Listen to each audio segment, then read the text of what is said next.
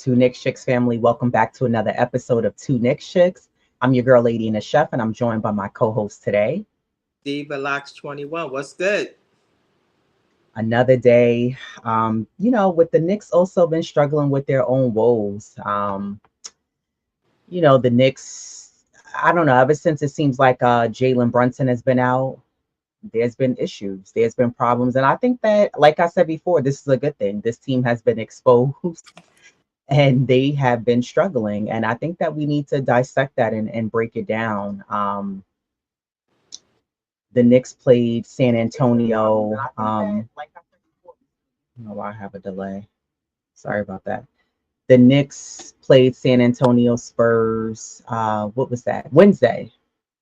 They lost to them 105-120. I rewatched the highlights before we came on today.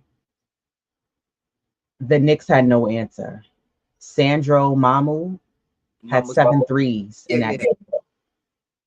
He has 7 threes in that game, and I'm not sure why the Knicks couldn't find an answer to stop him. He had 34 points, 7 threes that he knocked down, 9 rebounds.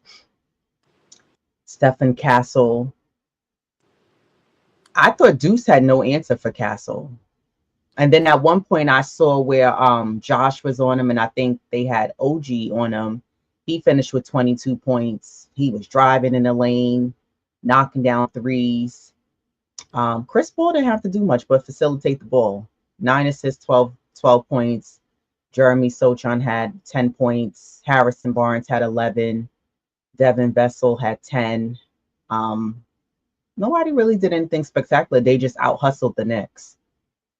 OG Anunoby finished with 14 points. Josh Hart finished with 7 rebounds, 7 assists, 2 points. Karl Anthony Towns, to me, he's been the only one that seems to be locked in and doing what he needs to do. Yeah. Well, but go ahead. 32 points, 9 rebounds. Mikal Bridges had 14, 7 assists. Deuce McBride, 11 points, 5 assists. Landry Shamet, 2 points and a ton of fouls because he can't seem to not foul anybody. Cameron Payne finished with 11 points. Mitchell Robinson played 17 minutes, finished with a double-double. He had 13 points, 11 rebounds. And Precious Achiuwa has just been lousy and awful to watch. It's been very painful to watch. Field goal percentages, the Knicks finished at 42%. They were 11 for 37 at the three-point line at 29%. Free throws, the Knicks was at 76%. They were 16 for 21. The Knicks got out-rebounded 52-44. They finished with 28 assists, 7 blocks, 7 steals. They only had 10 turnovers. And surprisingly, points in the paint, the Knicks only got outbeat by 2 points, 50-52. Overall, though, I thought that the Knicks, they were getting beat in that game because I believe San Antonio outbeat the Knicks the first half. And then the Knicks were able to kind of get within that game, but it wasn't enough because they couldn't guard Mamu. Mamu was behind the three. Mamu was quick pass down and underneath the basket. It just wasn't good basketball. It wasn't good basketball. The Knicks just didn't play well. What were your takeaways from that game against the Spurs? Well, kudos to the Spurs because I have to give them all props. They was balanced scoring. It's not about the Knicks right now. The San Antonio, they dictated that game, regardless whether you're home, you're away. You can't fall into the trap that team set, and the Knicks, unfortunately, they're not there yet. Like San Antonio, like they controlled and dictated that game. Balanced scoring from them, like you said. Chris Paul, he didn't have to do much, but just his presence, like his veteran leadership. You see where in games like that is wanted, where you need somebody like a guy that could keep these guys even killed. Don't rush. Let's let them. We're gonna dictate this game. We're gonna run our offense how the quote unquote the old Popovich way, because their coach is a student of him, And Paul, Chris Paul just being his leadership. So kudos to them. Like they and just their ball movement. Again, that comes from controlling, the game, dictating it how we're gonna play. They beat us those a few times, but guess what? Now they're on our court, and and they teams, I guess, because they know with Brunson's absence, like you said, the Knicks get exposed, and you see where they've gotten exposed with that game and the game after that. They got away with Miami, which they're not doing so great, but just like kudos to them. The Knicks, like you said, outside of Cat, his dominance. I was gonna say OG, but then he needs to be a little bit more consistent. So that's why I stopped myself because OG, we see these flashes, where he could be dominant in these games where he has 25, 29. But if he could just stay consistent, and then you have somebody else that you could fall back on in Brunson's absence. um, the Knicks, they seem like they're unraveling. You ask me. Um, and this is, you gotta be prepared for the what ifs. What if Cat goes down? Who's gonna step in? Brunson's down. Who's gonna step in? Like you gotta always have that mindset. Who's gonna be that next? Because Tibbs always preach that next man up. Okay, outside of Cat, we need somebody else or two to be that next man up. And unfortunately, Knicks don't have that. And it seemed like that all that work that they've done, even last season when we didn't have Cat, but like this season, like that chemistry that y'all built, it's like where did it go? So it was a horrible game on their part. Again, San Antonio controlled. Knicks, they led in all quarters except the third. But it's like we gotta have more offensive presence. That went out the window. So kudos to San Yeah. Antonio. They played the right way, and that's how they got that W. Yeah, I think also what stood out for me for that game, the Knicks are good teams at times. We've seen it plenty of times Oh yeah, where they can be very persistent and they can come back into games and get within 10, get within 9, 7 points. But I think when you watch that San Antonio game, the Knicks never found a way to regroup and gain composure.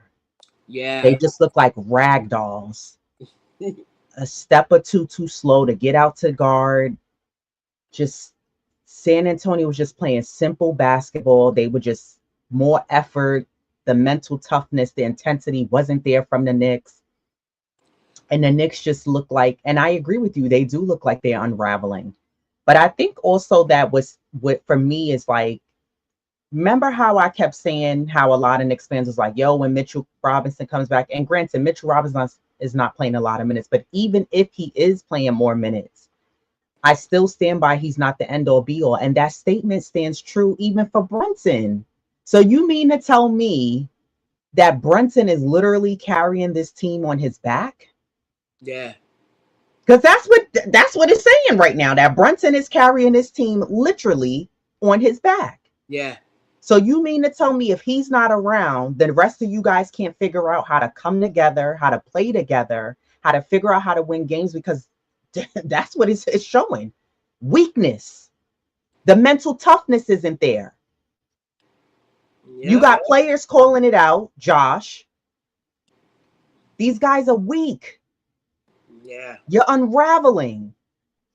They look a hot mess. A hot mess. And this is not the time to start plateauing and making these mistakes and just looking like a team that we've had before you even got Julius Randle.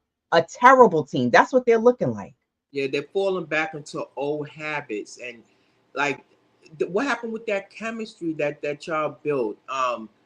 That's what I was saying. Like, where did that go? Like, you should have those old habits get, and the new one. Y'all should be like, okay, well, our captain's out. Like, guys, I mean, I don't know what they're saying, but it's what they're saying behind the scenes and what it's translating to on the court is totally two different things. So it's just kind of disheartening to see, because you know that they are a better team than that, but it's like they're not playing team ball. No, it's too much one-on-one. It's also too many guys being indecisive and a little too timid and not going after it and not being dogs. Yeah, They're not playing gritty enough. The Knicks look like they're just playing because it's like I'm just going to my job because I need to get this check to pay my bills. I'm a clock in the day, but I really don't want to be here. But I'm gonna do it. I'm tired today. I don't feel like going out there for 4 quarters, but I'm gonna do it. And I don't. And I said this before when I gave my predictions for this week. I don't want to hear excuses that the Knicks are playing back to backs. You're in a professional league that's paying you millions of dollars to play the games. yeah, Are you going to have nights where you're off? Absolutely. But I'd rather you lose and you still put forth effort yeah, than to go out there and look weak, to look like you're some high school team playing against a professional team and you just look a mess. yeah. No identity.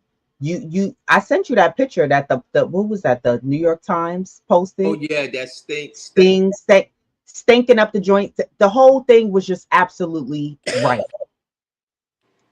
The Knicks look like a lost cause. They're 43-26. Um, and they receive just under 95 points a game from their starters, which tops in the NBA.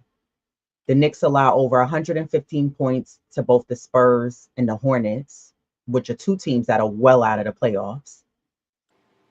And the offense has fallen flat without Jalen Brunson in the game.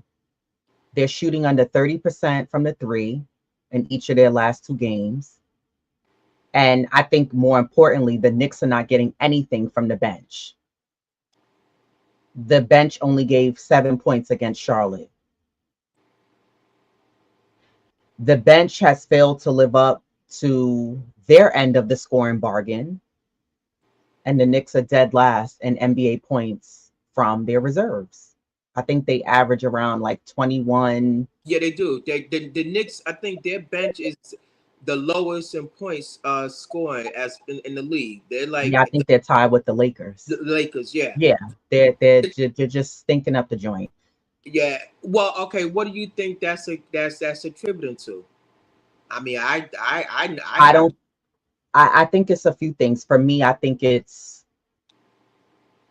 a lot of this stems from, while a coach could only do but so much, the players have to go out there and execute, right? But I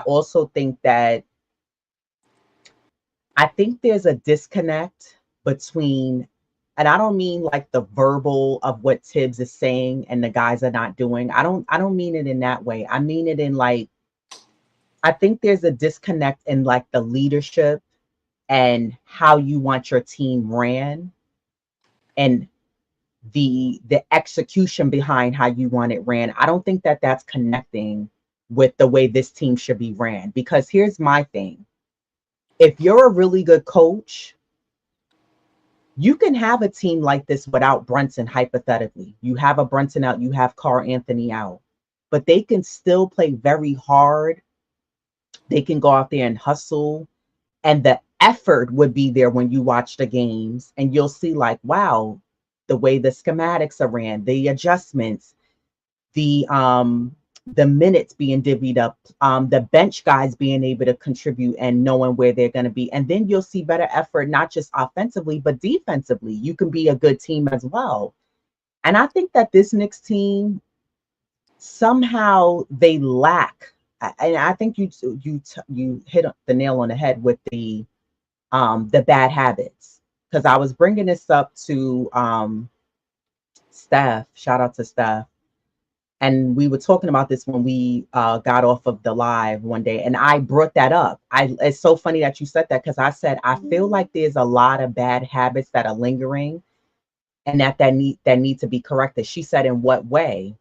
I said, I feel like the Knicks still have a lot of kinks that they need to work on that still seem to be lingering from. I'm talking about even before they got Randall here.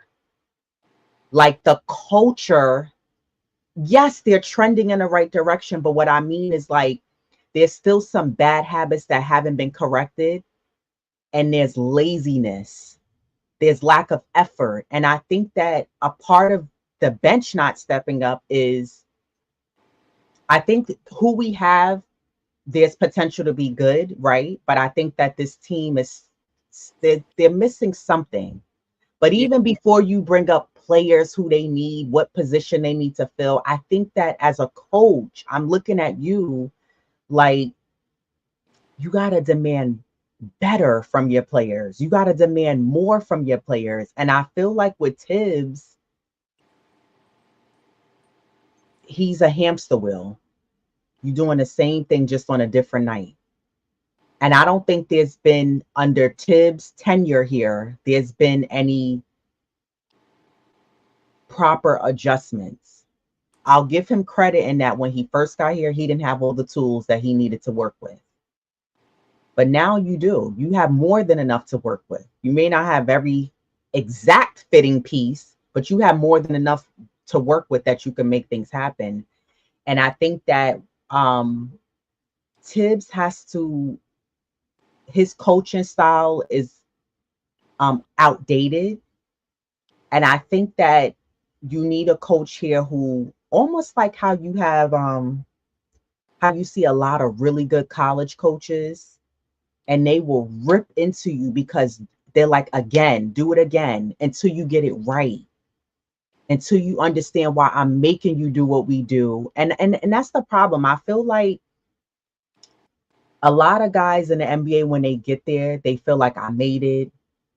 You're a little too lax. And then you have some players who, okay, after they get their bag, now they're ready to get a championship, because that matters, right? But I think that with Tom Thibodeau, he has to get out of that hamster wheel. And I don't see him doing that, because if he was able to make those adjustments, those switches, you could have guys like Shamit, Payne coming off, and they're really executing. They may be off some nights, but you'll see a better concerted effort. And I don't see that with the Knicks. I'm seeing the same bad habits every night, more Yeah. nights than good. And it's just like, it takes the fun out of watching them. And no, I'm not here to be a Debbie Downer or be negative, but I'm calling a spade, and let's call the truth at what it is. I'm not also here to say to fire Tibbs. The title of this show, should the Knicks look to move away from Tibbs? Because I think that's a valid question. I think if you had a different coach here who can get the players full attention and get them on board, as you always say, to follow what you're asking. Yes, it's going to take time, but we're still in that it's going to take time phase, right? We already know that we still have to remain patient. I'm not asking for instant results, but what I'm asking for is change, a more consistent change of effort every night, Yeah. defensively and offensively. I think that this Knicks team, while they have guys who are good individually, I think together as a team, they're just okay. They're just okay. They're not that good. And can those changes be made and be corrected? Absolutely. Can the bench be stronger? Absolutely. Even with what you have, it's possible with the right coach, with the right changes being made, the mentality, but we're just running the same song and dance, just on a different night against a different team. And sometimes it works and sometimes it doesn't. I still stand by. I think that Brunson being out is a good thing. It's exposing the team for what they are and who they are. They're Yeah. not that good. They're not. And that's, and a part of it, like with the question, with as far as like why you think that the bench, um, It's like you said, it's a combination. Is to me, there's no depth from coming from that bench, at and all. that's what I think needs to be addressed next season. Like you gotta have you a bench, somebody that you could fall back on. When I look at Boston's bench, these guys, Cleveland's bench, even Detroit is trending. They're in that fourth seat. Like you gotta have and that brings back the question with Mikel, but you got to have guys that you could fall back on and that can, give your guys a nice breather, able to maintain the lead because that's what your bench is supposed to do, come in and relieve you, and help maintain that lead. So when you come back in again, it's like a tag team. That has to be addressed. That bench is it's just not that great. I mean for whatever reason, they they may be good on another team, or it could be a coach's a thing. Sometimes a coaches can bring the best out of you. So it's a Exactly. combination. It's the bench is so, and then maybe Tibbs is not bringing out the best of those players. So, and I think that needs to be addressed, whether it's a coach's thing or a bench's thing. But those two things need to be addressed come next season because there's no reason why, like, you're practically you are last, you're tied, Right. because and that is not going to win you any championships. Because your bench got to be able to produce, offense and play hella defense. Because defense wins them. Right. Offense win games, but defense win championships. So that has to be addressed, man. And it's I mean, it wasn't this year. The pieces that were brought in was kind of like thought you was gonna give you some relief, in the what if scenario, but we see that didn't work. So now you got to go back to the drawing board come next season and figure it, and let's shore up that bench and get us some guys that can, where we not last in offensive production. Yeah, that the way the Knicks are structured now, that's not sustainable. Yeah, Where you're top heavy in the starters and then your bench and your reserves are absolutely weak. You're getting nothing from them. yeah, That's not sustainable for an entire season, let alone the playoffs. It's just not. And I think that again, what we're seeing now, I think is really opening the eyes as the front office is watching to know that okay, we have more work to do. We have adjustments to make. We need to get the right pieces in place because this is not it. To me, the front office has to get in those gritty guys like a DiVincenzo. You got to get in those gritty guys, or guys who can be give you buckets like Alex Burke. He was stinking up the joint, but he came in clutch when it mattered. yep, And I think that you need guys here who can a Hartenstein who can the effort is there. You know what I mean? The hustle is there. The confidence is there. And that becomes infectious to the other players that they're playing with. And right now, the Knicks just don't have that. And I think that they are going to have to really figure out how do you regroup and get this team back into better shape. Um, and then Tibbs downplayed the struggles of the bench after the Charlotte game on Thursday, saying, and quote, I don't want to put it on the bench. It was everybody. It was all of us. You win together, you lose together. Our margin of errors are tight. We're on a back-to-back, and you have to get it done with your defense and rebounding, and we didn't. That's where we fell short.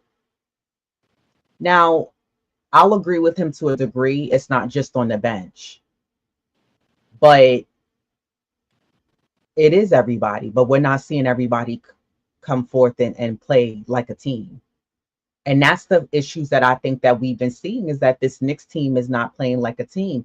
What I see as of late is one guy coming through and holding it down, whether that's Towns, whether it's OG. mm-hmm. Mikel is giving us mediocre performance. I think maybe next year he'll come through in a clutch for us. Who knows? Maybe in the playoffs he'll shine bright. But I just don't. I don't know. I don't like what I'm seeing offensively. I don't like what I'm seeing defensively. I don't like what I'm seeing hustle wise. The Knicks just look. They look very much exposed. And the sad part about it is the Knicks lost to two teams that just have been struggling. The Knicks allowed Charlotte to sink 15 3-pointers, and they lost the rebounding battle by 14. And then the bench was held scoreless through the first 3 quarters before Payne and Achua scored Yeah. 7 points. And then that's when Tom Thibodeau waved the white flag. Yeah. The interior defense was non-existent. Do you think fatigue is setting in with these guys? If it is, though, that's concerning because you already know it's the 82-game regular season. Yeah. So your conditioning has to be off because if you're coming off the bench, you're not playing a ton of minutes like starters. And if you are the starters, you already know what it is playing under Tibs. So if you're fatigued already and we didn't even get to the first round, that's concerning because what are you going to do in the first round? Exactly. How are you going to battle and compete if it's fatigue? So that if it is, that's a huge concern of mine because that's a problem. And you still got 13 more games left. Right. So you got to you got to get you a burst of wind or energy from somewhere because And get some wins under your belt because you're not in.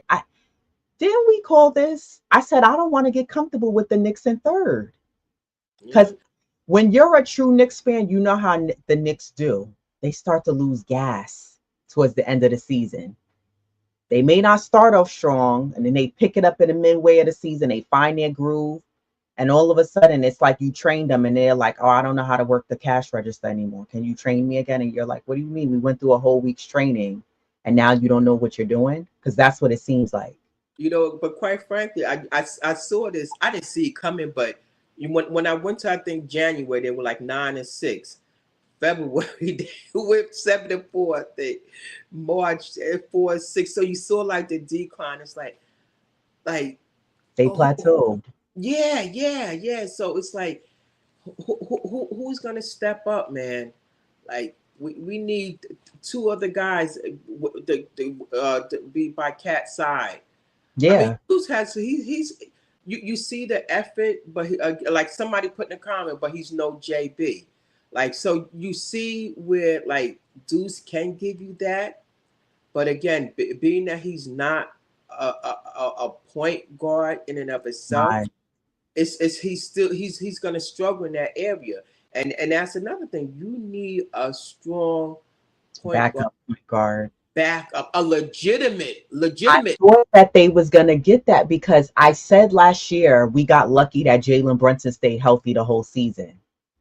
I Yeah, thought the front office was gonna have some kind of smarts and say, okay, well, we got bailed out last year, and you had a backup in the center because you had Isaiah Hartenstein who was able to stay healthy for the whole season. yeah.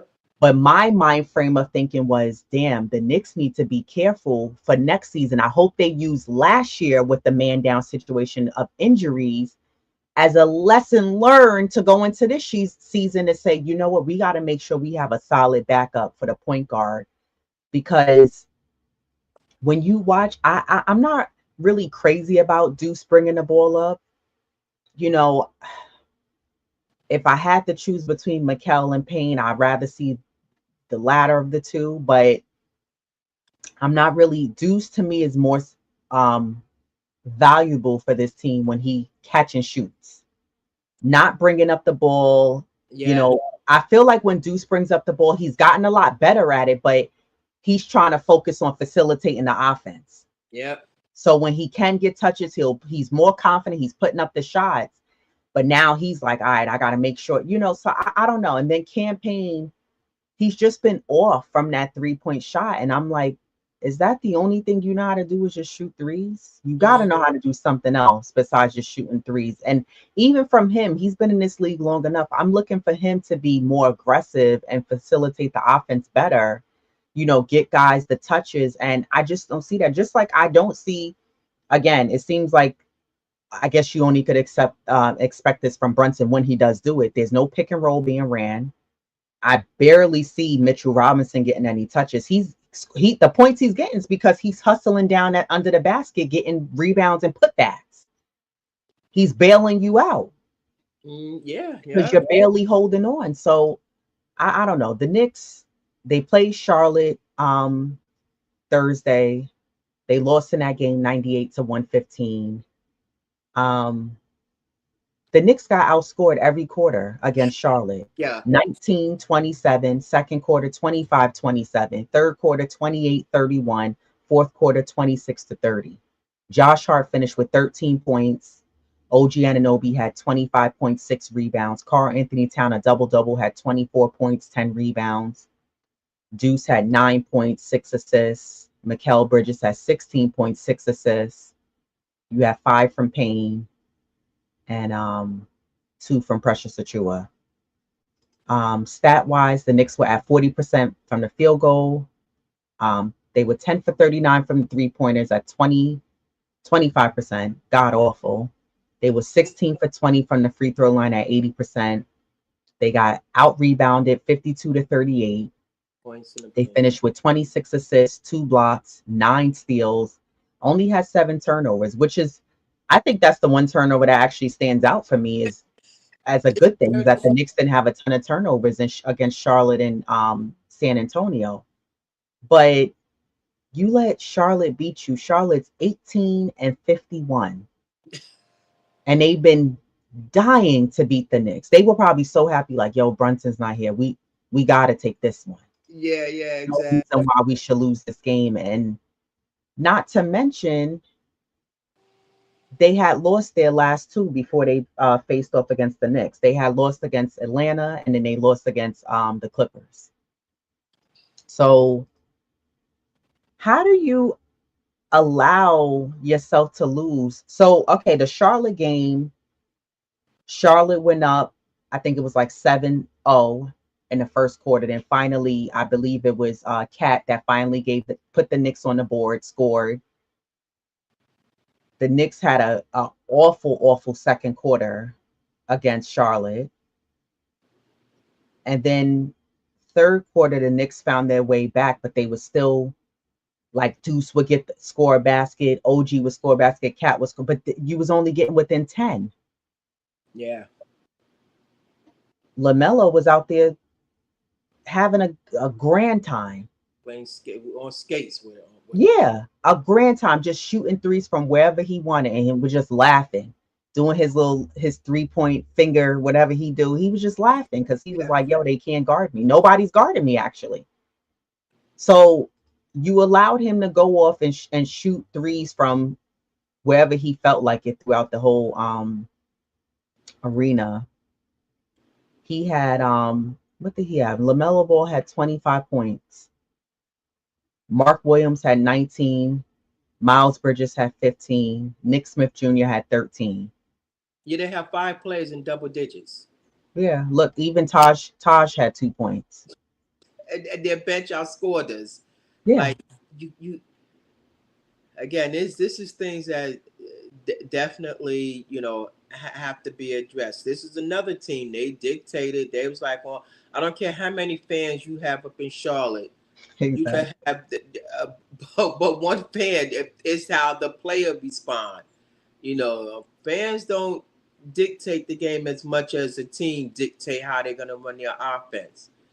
Um, and then that's what Charlotte did. Again, who else is gonna stand beside Cat? Besides Cat, and like, okay, let's go out here and get this. You need another individual. Cat can only do but so much, and you know, and unfortunately, this is another game where the Knicks could not respond. Charlotte dictated the game. I mean, they led at one point like by 19.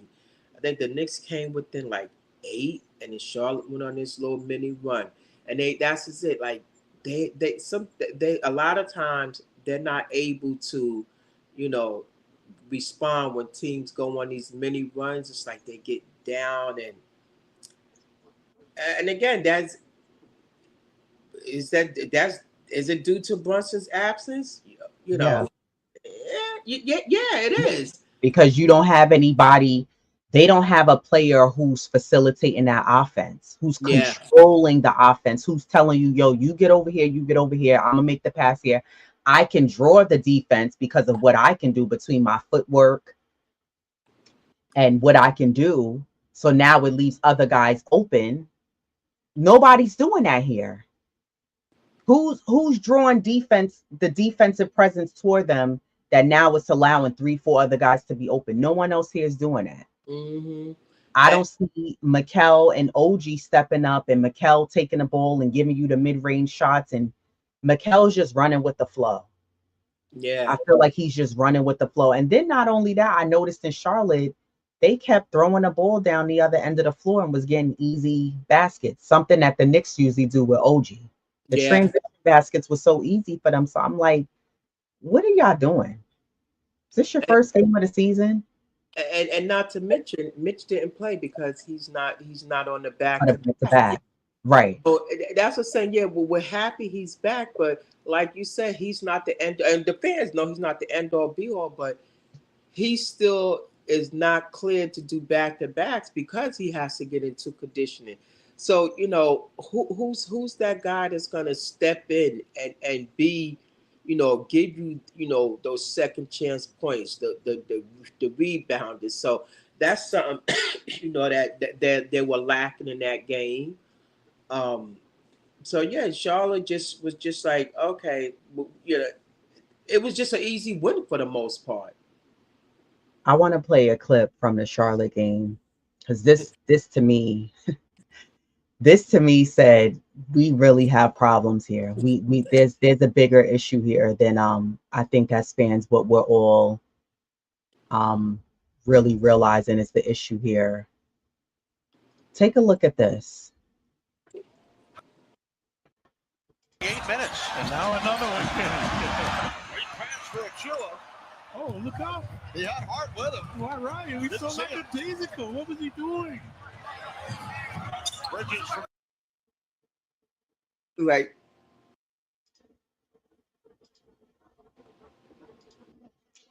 So if you don't have Mitchell Robinson, then you can't expect Precious Achua to come in and do anything either. He's not gonna give you that lob. But not only that, this is what I'm saying. There's a deeper rooted issue here. Why would Precious do that? And then he dribbled the ball so high. Did you see how high? I'm surprised he dribbled it past his head. Why did you dribble it so high? And then you didn't see Josh Hart under the basket. And Clyde even said it. He's so lackadaisical. I talked about this on the last live. I don't know if he's popping gummies before the game. You mentioned the news to me about what's going on. I'll let you speak about that, but I'm not sure what's going on with Precious Achua. This guy is like it's like they called him. He wasn't playing, like he was doing what PJ Tucker was doing, wasn't playing, and he came in and now he's just, I'm a groove and fill in with the game. Hot mess. Allegedly, there's an article out about him betting on his overs and unders. As we don't know to be true because again, it's allegedly. But when you see things like that, it makes you like, It makes now, you wonder. yeah, it makes you wonder because you were right there. Why didn't you take that shot? So you give the speculation like more energy to it. Like you giving it. There was no reason for that. Yeah. So again, but even still, but prior to that, now could some is there some type of truth to that, or is it because his minutes has dwindled because of Mitch came back? So it makes you wonder, like, well, what is it? There was no that I mean, Clyde pointed out like everybody could see it though, but you gotta. But I think overall, again, why I say that there's deeper issues here with this Knicks team is that I get it that there's been a series of setbacks, disrupting the seasons ambitious that we had for this team. And I think that there are broader frustrations and different highlights that we've seen that need immediate change, right? And I think I say that because even in that game, There was a play where Deuce had the ball. He went to go throw it. I'm assuming he was trying to get the ball into Cat. Cat was on the post. Whoever it was on Charlotte just put their hands up, tapped the ball. And then Charlotte went running down. And I want to say Josh was chasing whoever was trying to get to the basket on Charlotte. And for the life of me, I don't understand why Knicks players do this. Shamit does this a lot. Sometimes Deuce, and for sure it's Josh Hart. He made the layup. Josh still kind of tapped him. Josh knew he did because he like, you know how the players, they do this with the ball, and he kind of put his head down. And I remember thinking to myself, I said, but Josh, why would you foul him? Just let him make the layup. So you're gonna allow him to make an extra point on top of the point you allowed him to score? Just let him hit the layup or the dunk. I don't understand the mindset of these guys, and like, why do they do the things that they do? And you use the perfect word. They're literally unraveling. Banana peel. It's about 3 peels already down, and that's where they're at right now. They got about 3 more peels left to go down. It's a wrap. But it's just like it's like the basketball IQ sometimes goes out the window. You know better, do better. Why are you doing things like this? It's mind-boggling to me. And then Josh Hart called out the Knicks on their mental toughness, saying, and quote, "There are highs and lows in a season. No one's 82-0. He's right about that. But the way that we're losing games is embarrassing. So we've got to find a way to right the ship. We've got to come out next game with more intensity and more desperation." Yeah, it is embarrassing. You should be embarrassed because you're losing to teams that can't even win games, and you're losing to teams because of lack of effort. You can't just tell me, well, because Brunson's not there. Sure, he's a huge difference maker, but so Brunson again is the end all be all. He's who carries this team, and none of you can figure it out and how to win a game without him. And what kills me is when the Knicks beat, what was that? We beat Portland, and I think it was Sacramento when we won those 2 games in the West Coast trip. Mm-hmm. The Knicks played really well without Brunson. Floor spacing was nice. They played unselfish basketball, making an extra pass. Guys were moving without the ball, cutting to the basket. The energy was there. The body language showed they were ready to compete. And then, typical Knicks fashion, they move away from what works. They moved away from that, what worked. And then you go to this sloppy mess. And, you know, there was some Knicks fans saying, well, PJ Tucker is, you know, calling out guys and speaking to guys on the bench, and that's what he's there for, the leadership. I don't know. And again, I'm not necessarily putting a focal point on him. I'm just saying that I don't know if that's enough, is what I should say. I don't know if that's enough. I keep saying it starts from leadership. Before you even get to the captain, it starts with the coach. Yeah. Yep. We need a better leadership here. We need somebody to come in here and change the dynamic here. And I don't mean just like, I feel like right now the Knicks are kind of like, they're playing it a little safe. I need them to break out. And we got to get past 50 games. We got to get past that 50, 55 game mark. Like, I need to see better concerted effort. I said this early in the show, and I stand by that. But we need a different head of leadership here on this Knicks team who can say, this is what I'm looking for. This is what I need from you. This is what I need you to execute out there, and to see it, and for the players to buy into that coach's system.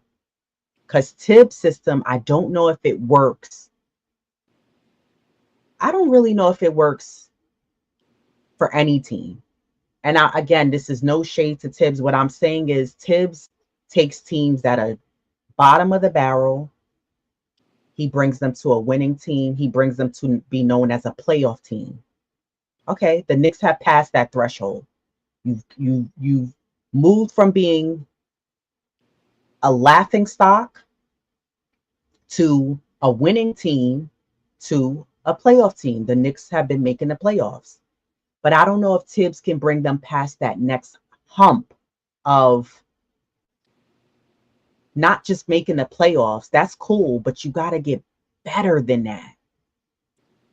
And I get that it takes time. I know that we have, but what I'm saying is I don't know, even with the changes the offseason are going to make, can Tibbs do that for this team? I don't think so. I don't feel very confident that even if the front office at the end of the season says, okay, let's get rid of this guy, let's bring this guy in here, da da da da, da, which is what they're still doing. I don't know if it's enough that Tibbs can. I feel like, okay, hypothetically, the front office makes their changes. We get to next season, we're gonna still see the same bad habits on the floor, the same weak defense, the same. We going to one or two guys. It's not enough. We need change in leadership here. We need a change in direction. We need a change so that way we can continue trending to get better and move forward. But we need a better leadership and coaching that the players can buy into, that they trust, and that it works. Yep. It's not working. I believe, It's yeah, kind of working right now. It's not fully working. It's kind of working yeah. on some nights. And to me, Tibbs showed us what he's made of. Like your number one guy goes down, and you don't have an answer for the team. It's like, so that's your game plan. Like this, it's and a lot of people put in the comments. There's no reason why the offense is not running through Cat, and where Cat is not having this dominant night, like where he can drop. Somebody put 50 or 60, which is true because he should. And guess what? If Cat's not, if he's, surrounded, then he should kick it out or whatever. We seen Cat's passing. You know what I'm saying? He remind, like, and like how we saw iHeart with the passing. So there's no reason why Tibbs hasn't made that adjustment, because he can. He's like a one, superstar type of guy, and that was Brunson. Brunson went down, so now Tibbs is like, okay, so we're just gonna just play. No, run your offense through Cat and let this guy cook. And then now you got OG that you could back up. Mikal, like, and this, it could be his struggling woes. I don't know. It's a combination of things, and I think, to me personally, I'm like ready for them to move on with Tibbs. They're just not responded, could because his coaching style. You know, I think it's time for a change. I've seen where other teams have done it, and they're trending in the right direction, and the Knicks seem to be on this decline because there's number one ace guys out, and it's like they like they're scrambling to find offense, and they should be able to just, it should be a smooth transition and for prepare for the worst if a guy like a Brunson go down. And unfortunately, Tibbs, and he didn't plan that. Yeah. You And know, that's a good point that you bring up. You can't have one game plan because that seems like what he has. So you mean to tell me you don't know how to respond to other teams and teams that are not even that good in this league without Brunson? That's an excellent point. And I agree with you. Like, you got to know how to adjust. You got to know how to respond to different teams. And and you just didn't. Like, even when you watch the offense, sometimes I'm like, well, what are the Knicks running? Just yeah, looks like we're just coming down with the ball. We spaced out, and then, we make a pass here, and it doesn't really look like nothing's happening. that's what they. It's like, yeah, you qualified to be a coach, but are you qualified to be a championship coach? We need a coach who's gonna change the dynamic and the direction and enforce what they're looking for and what they need on a night in, night out basis. And the players take heed to that, and they say, okay, this is what the coach is looking for. But Tibbs hasn't proved that he's a championship head coach. You've been saying that And all. you need players who's gonna buy into a coach's system and their leadership, and the Knicks just don't have that. I Shout saw. out to the chat. Go ahead. Shout out to the chat for joining us, everybody, this morning. I really appreciate you guys rocking with us today. We'll be back on Saturday morning. Shout out to Shaw Powers. He said, I'm not sure if Tibbs is going, but I'm sure Payne, Precious, and Shamit is. I said this, Shaw, to Diva Locks yesterday. I said I would get rid of clean up house on the bench. Yeah, for It's sure. not working out with who we have. It's not just on Tibbs, it's also the players. I'm not sure if this is who we need. We need a different, better, more depth for the bench. This is not it. I saw an article. It was an MSNBC. I know you want to get to the chat. And Udonis Haslam, he said he predicts the Knicks a first round exit. If they were to go up against Detroit, he says, I'm looking at the matchup and the Pistons are sharpening their swords and they are ready for this matchup. Haslam said, Kay Cunningham and Malik Beasley, those guys are ready for this matchup. I mean, what's your take on that? I remember when you asked me, excuse me, my thoughts on if the playoffs started today and the Knicks were facing Detroit, you were asking me what were my. I do think with confidence, having Brunson, the Knicks can beat Detroit, but I don't think that it's going to be an easy series. I think that,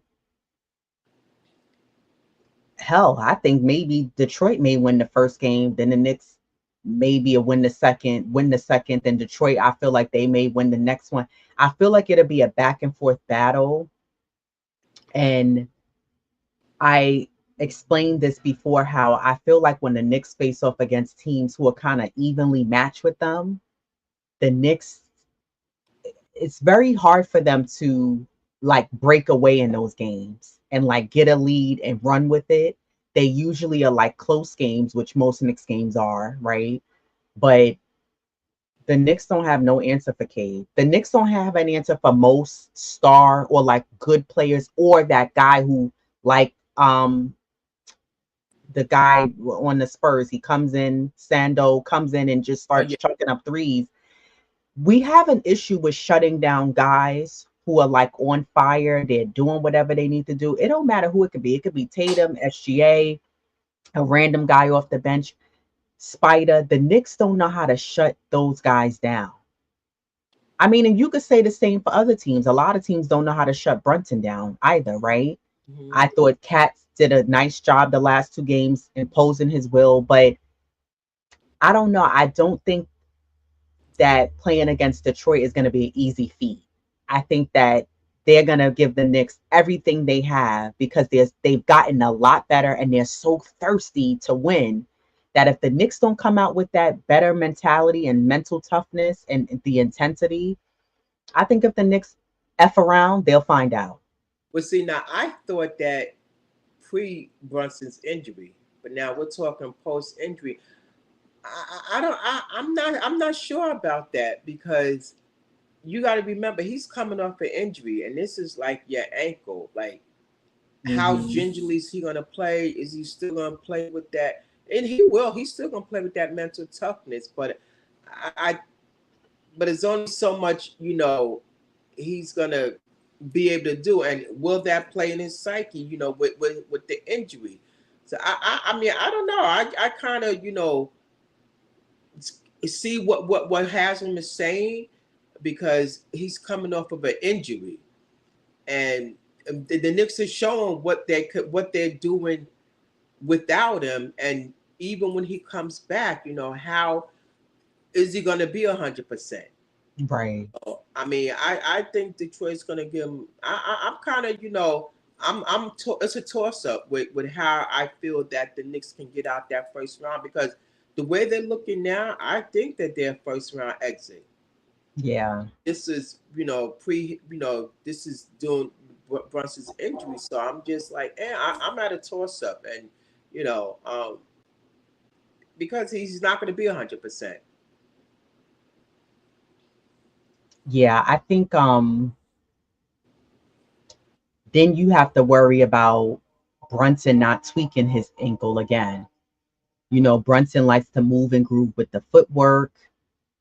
You got to hope nobody don't step on his ankle or have their foot under his when he lands from a 3-point shot, you know, because then that can be a setback as well. And then you have to hope that all the other guys remain healthy as well. OG, Josh Hart, Mitchell Robinson. So I think collectively as a whole, you have to remain hopeful that this team is going to stay healthy. But even if they do, they're able to stay healthy throughout this playoffs. I think that even if Brunson didn't suffer the injury, I still had questions and there was a little bit of uncertainty from me as far as if the Knicks, how they're going to do in the playoffs.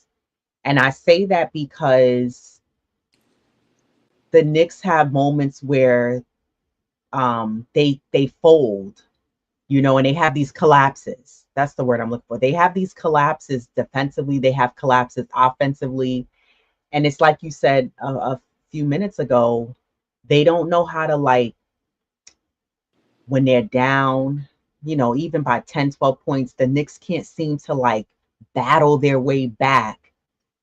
We've seen them battle their way back plenty of times to get within 5, 4, 6 points, but to battle their way out and close the game off strongly. And we haven't really seen that. And I don't know. I think that this team, you know, I definitely there's some uncertainty there for me when it comes to the playoffs, because I don't know, this team, with it being too heavy on the starters and you don't have enough from the bench, I don't know if that's sustainable, especially in the playoffs when guys, the intensity is there. You know, it's you require more from guys, and again, even with a healthy team, I don't know if that's enough to get past, you know, any team in the playoffs. So I don't know. I think that shout out to Daniel M. Almonte. He said this bench is not a championship contending. Yeah. And that's another thing. That's why I'm kind of siding with Haslam, because our bench is just not giving us enough production. You know, you can look at the last. You know, I'm not even counting the Miami game because that was a win. You know, I seemed like that was, you know, I don't know if it was by luck. You know, look at the Warriors. The bench was 4-26. You not going to win. You know, he Right. played 4 guys and Pressure scored 2. And I forgot who was the other player. You know, look at the Hornets, 11-37 with the bench. Spurs 32-55. You know, the Heat. You know, that game that they you know, won, they was 34-35. Their bench outscored us by 1. So just that bench production is not going to get you over that hump. So No, it's not enough. David Smith Salute said, how many right pieces do we have to get for this coach? Yeah, I agree. I think that Tibbs, as a coach, you have to be able to work with who you have and make what you are looking for in games be executed, right? He said, you think this bench will perform better with a different coach? This bench is trash no matter who's coaching. no, I agree. Yeah, no, that's why I highlight this one for sure. The Yep. bench isn't good enough. I agree. And hell, that's probably why Tibbs doesn't play them a lot, because it's probably like they're just not going to cut it.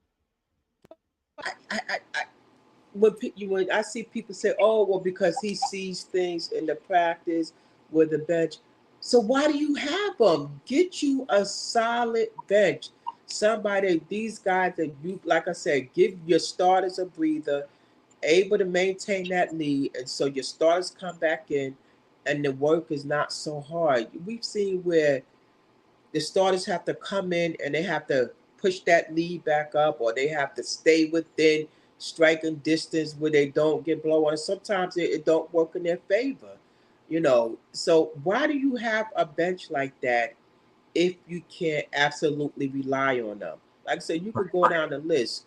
Boston, man, these guys are sure bets. Cleveland, these guys Mhm. are sure bets. OKC, like get you a bench like that.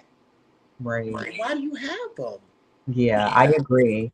And I think that you have to figure out, um, I think you have to figure out a way to, I don't know, financially get those players. I get it. I see some people mentioning with Precious and Shamit being gone and that'll free up some money. But I agree. I think that like one of the bad habits front office wise that they've done, I feel like for the bench, the front office has continued bringing fillers, Yeah. not sure bets. That's a problem here. We've been bringing fillers to fill the bench and fill the spots to complete the roster, but not guys who are sure bets who they can get out there, they can get you a bucket, they're gonna get you defense, they're gonna hustle. We don't really have that. And again, I'm not knocking, what you get from Payne and Shamit and guys like that, but it's just not enough. I think you need guys who they can give you, you know, whether we'll clearly because they're playing under Tibs. But you need guys who can go out there and score. And a lot of times, I feel like the way Tibbs runs the offense, you can't really see fully what a guy can do unless he's a pure shooter like a Dante DiVincenzo. Because like when we had Grimes, sure he had to start and fill a role that he wasn't prepared to play. And then you look at Shamit, who has been shooting a little bit more as of late, but haven't been like a go-getter. Like Devo was like, yo, I'm getting the ball and I'm shooting. And 9 times out of 10, he was streaky, but he was able to knock down key baskets for us. But I think that, you look at a player like Grimes now, and he's playing really well, a lot better than he was on the Knicks, and I think that that's something else that if you're going to get guys who are pure shooters here, Tibbs has to know how to utilize them so that they can get the ball, set up plays, et cetera, et cetera. But I don't know. I think that that's something that the front office, if that's one critique I have to make for them, is that they've been too busy getting fillers on this team to just say, okay, well, this is who we're going to have as our bench and not guys who are sure bets who they're going to come out there and they can hold the weight and carry the weight when the starters are out or when you have to sit down OG and Josh, just for example. That when you bring in those other two guys from the bench, they could perform. They could fill in and play just like they're a starter. There was a Miguel. He put something in the comments, and I agree to a certain extent. He said, did we forget about? He says, are we really going to forget the way Precious came through for us last season? Shaman and Payne all of a sudden are trash. No, they are being misused again, and that's what I was. Our bench to me is not the strongest, and two things can be true at the same time, and yet the coach is not utilizing. They are being misused. So two things could be true at the same time, and so that's why I'm saying like, maybe is it time for us to move on from Tibbs? Right. So both of those are true. So yeah, our bench is kind of trash, and yet they are being misused at the same time. But maybe that comes from we need a change in scenery. Yeah. I feel like watching the last two games, I thought Cat was able to get off his threes. They didn't look like there was anything bothering him. He was aggressive getting to the basket. But I do agree with this comment. I don't feel like the offense is being run through him like it would be if we had Brunson and the offense was running through Brunson. Mm-hmm. And I think it goes back to what you were saying. Tibbs doesn't have a secondary game plan, a plan B or C without Brunson being there. Because if you did, you would see a better flow. Not only that, the way you can beat these teams is by teamwork and playing together and moving without the ball, playing unselfish basketball. Like I said it earlier, I barely see Mitchell Robinson getting any touches. But if you notice a lot of the baskets that Cat has to make, oh my gosh, he has to work so hard to get to get a point. He got to go through 5, 6, 10 guys just to get a basket because he's getting the ball at the top of the key or at the corner. Then he's having to drive to the lane. We're lucky he's making it. It's just, I don't know. This is what I mean. I think that what's the game plan if you don't have Brunson there? How do you defeat? So what are you going to do tonight against Washington? Yeah. What are you going to do against them? Because they're not a team that you could sleep on either. And yeah, exactly. I'm reading the headlines. Washington faces New York, aims to halt a 3-game skid. Like, will they get a win tonight? Right. I'm talking about Washington. Or will the Knicks prevail? So this is like, let's see who shows up. Right. And I think that's the key. Like, who's going to show up tonight and step up for this team? I don't know.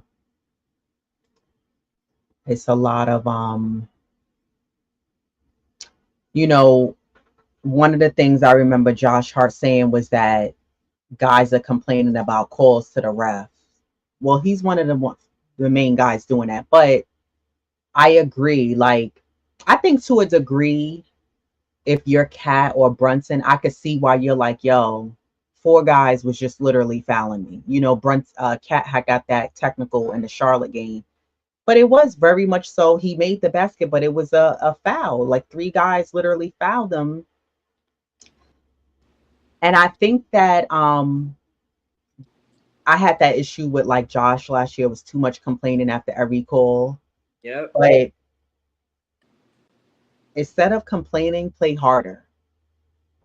Lock in and fulfill your role. Do your job and fulfill your role that you're going out there to do and play harder. And I just don't really see that, or I haven't seen that in the last 2 games that the Knicks played. So again, if you don't have Brunson there, there's no excuse for OG, Mikal to step up. Towns has done his job. Maybe not the best defensively, but he's done his job and he's stepped up. So I need the other 2 guys to get on board. I need Deuce to get on board. I don't know. These guys got to wake up. We're going to blink, and the Knicks are going to slip to 4th if they don't tighten up. Yep. Because at the rate that they're playing, if you can't beat Washington, we got to have a conversation. We have to have a serious conversation because you can't keep, you can't lose to teams that can't even win. Yep. Teams that are tanking, like, Parrish Douglas Salute said, I can tell you because Brunson isn't there. Tibbs doesn't coach. Teams can play a few games without a star well, but not for long. Yeah. Yeah, I think that, and I think that goes to say, well, what's the game plan if Brunson isn't there? How do you make sure the offense runs smoothly and better and more effective against teams without your star player there? And teams are going to pinpoint that and be like, well, Brunson isn't there. They're weak. Patrick McManus salutes that there is no floor general without Brunson. I wish we picked up a better point guard backup. Yeah, Diva was saying that earlier. It's true. Nostalgic Nick salutes that Patino or Jay Wright. Yeah, that's the kind of coach we need here. Because Patino will call them out and tell them you're weak. Who raised you? He said that to his players. Who raised you? He said you're weak. You're all mentally weak. Get stronger. Get confident. Believe in yourself. Yeah. I saw another article about it's a potential that Devo could join the Knicks, possibly. I think it was next season. What's your thoughts on that? I think Dante DiVincenzo would be an asset back here because he plays well with his other Villanova guy. And Dante, he was a dog, man. He was gritty. Yep.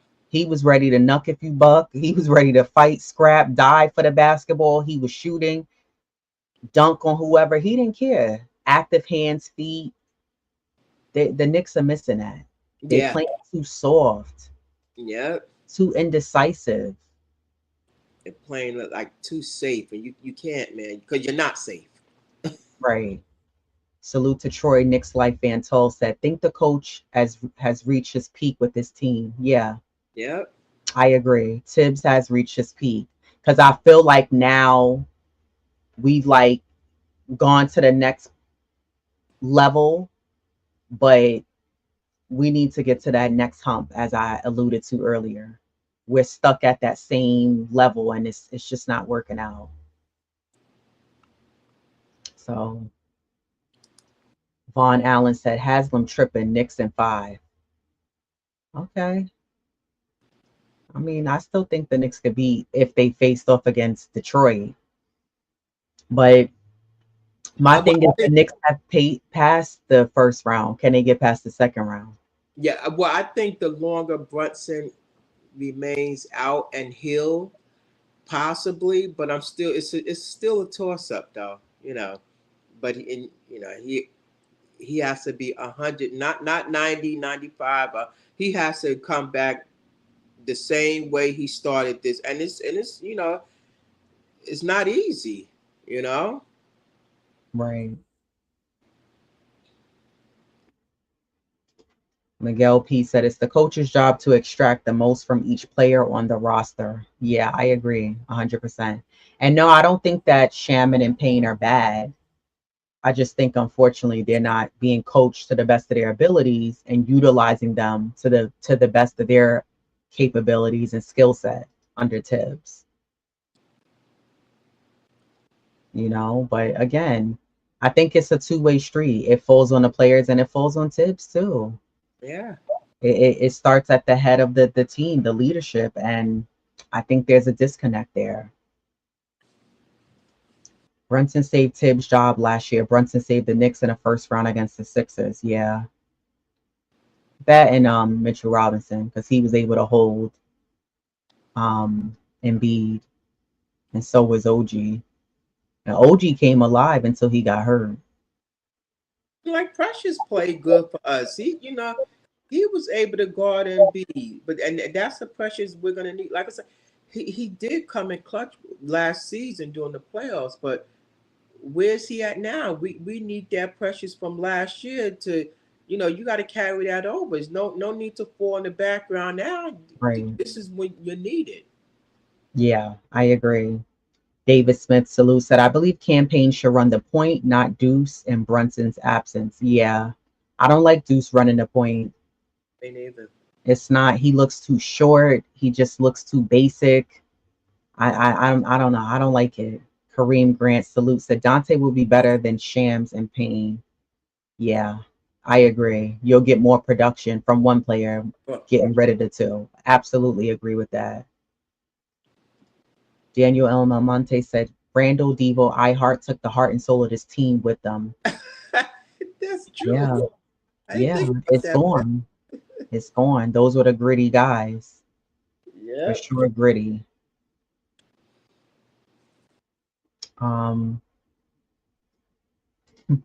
Tibbs can't get us to the promised land, but he can get us in the playoffs. Exactly. That's about all he could do.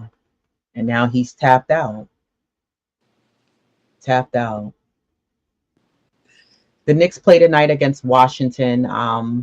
The Knicks have to beat Washington. They play tonight at 8. If you don't beat Washington, this is concerning. I think we have a lot to discuss if they fall short.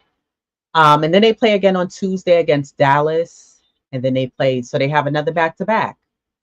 Okay, just like this past week, they have another back-to-back next week. So they play Tuesday against Dallas. Then they play Wednesday against the Clippers. And then they have a full week next week. So they play Tuesday against Dallas, Wednesday against the Clippers, Friday against Milwaukee, and then they play Sunday against Portland.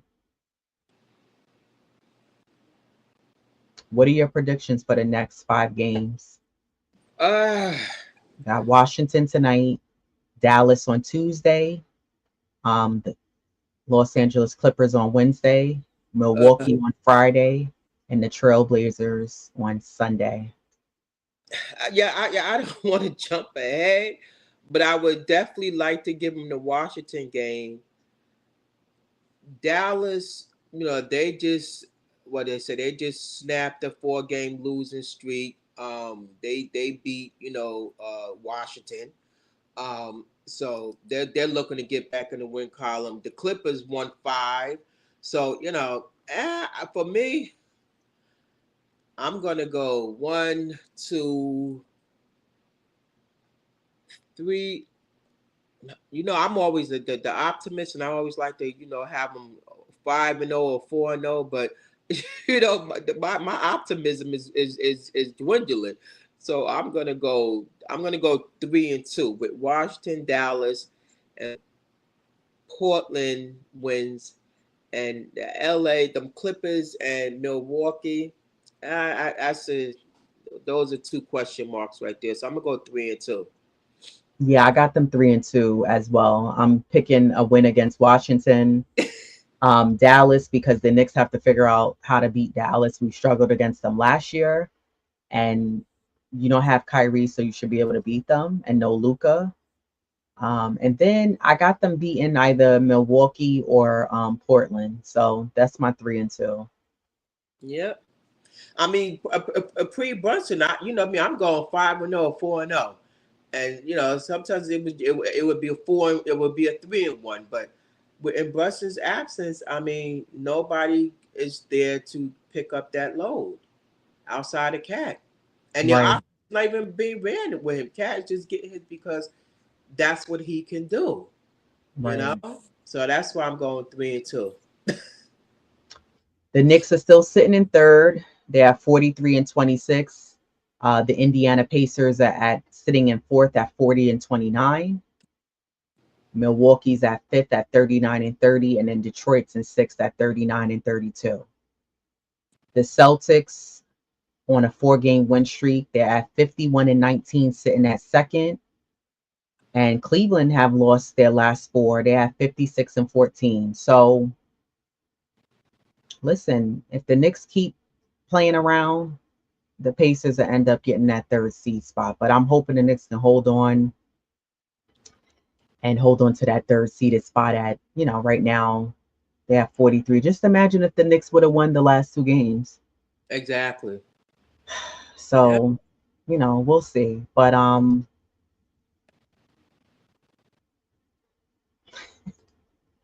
Dallas is currently playing at their local hospital. Tickets are easy to get. Yeah. They all their bigs are down. Yeah, so the Knicks shouldn't lose to them. Exactly. It should be no reason why you lose to. But listen, with the Knicks, most games are a trap game, so you never know what you're gonna get from them. Yep. So we'll see. But yeah, that's all for me today. Anything else from you before we get out of here? No, just speedy recovery, Brunson. Yeah, Speedy, but I don't want him to rush back. For sure. Same thing with Mitch. I want you to take your time easing into the offense. I don't want anybody tweaking anything, or just be ready for us for when we need you for the playoffs. And then he has to play a certain amount of games to be eligible for these I think it's like clutch play all team.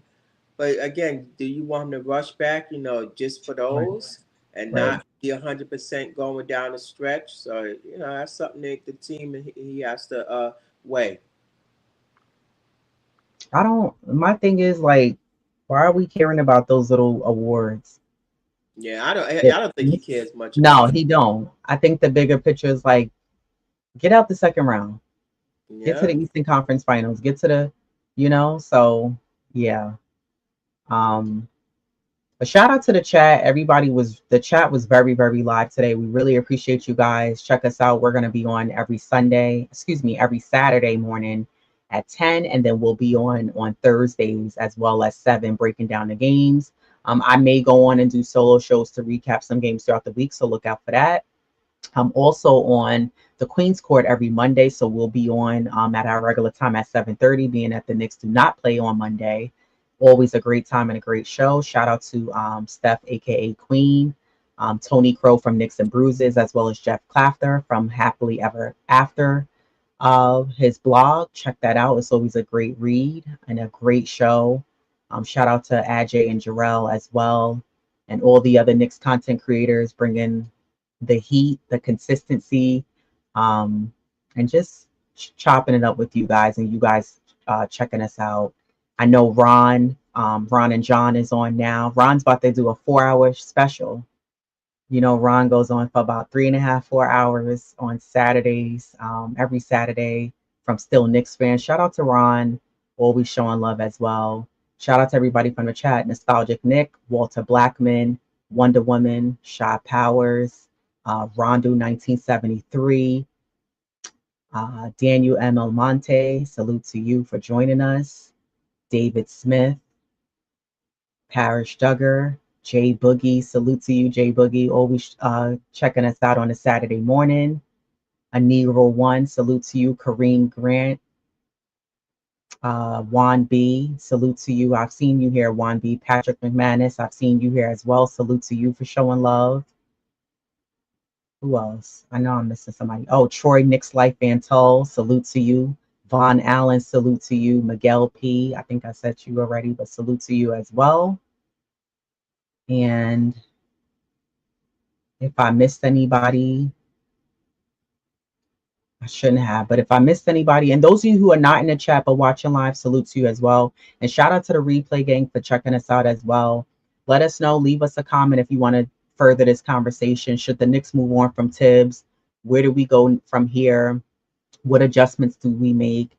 And how far do you guys think that the Knicks are going to go this season in the playoffs? I'm very curious to hear your thoughts. I love to continue the conversation even once we go off the live. So let's go Knicks, as always, as Diva Locks always says. Go check out Ron from Still Knicks fans. If you got errands to run, put Ron on your phone or in a car, and it's a marathon show.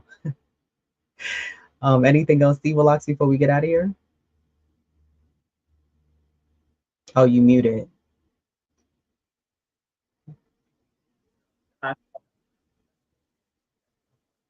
Yeah, let's go Knicks. Do us a favor, everybody, hit that like button before you get out of here. Subscribe to the channel for those of you who haven't. Tell a friend to tell a friend, and we'll see you all on I'll see you all on Monday at the Queen's Court. So check us